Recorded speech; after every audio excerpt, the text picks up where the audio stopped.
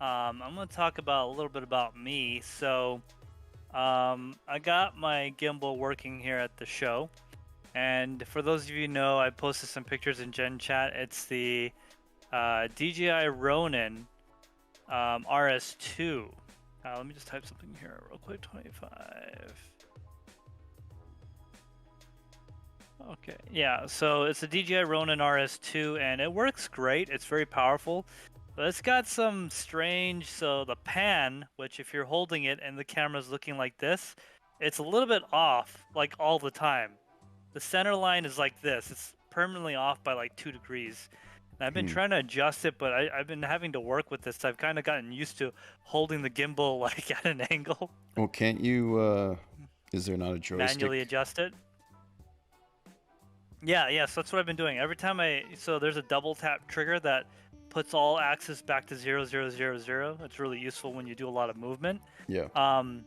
The joystick, so I just carefully move the joystick slowly to make sure it's in line. So when you set it to 0, it's offset? It's offset. The actual pan axis is a little bit to the right by about 2 degrees, I would say. There might be some type of calibration you can do and just basically teach it, oh, this is 0. You know what I mean? Yeah. At least that's how it is on the drones. Like when you have to do a recalibration to tell the drone that, and you have to like rotate it in every on every axis, and it learns what, you know, straight up and down and level is. Yeah. It's similar to that, except that there's an encoder inside, and I think the encoder detector is slipped or something. So I'm not the other axis, oddly enough, the other axis has a offset feature where you can manually input degrees and it will make that the new 0, but the pan axis doesn't have it. So it's a little annoying. But other than that, oh yeah, so CPP Tech says, oh yeah, I was wondering if you'd used it yet.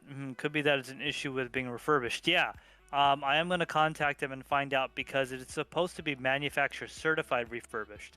Unless it came from Newegg, of course, then they probably just slammed it back in the box. Just joking.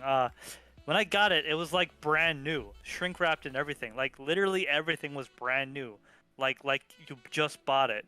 So I don't know if they just re-dipped it in anodizing. I don't know. But so another thing, while I'm working the con this time around, you know, we're in a large convention hall. There's a lot of people here.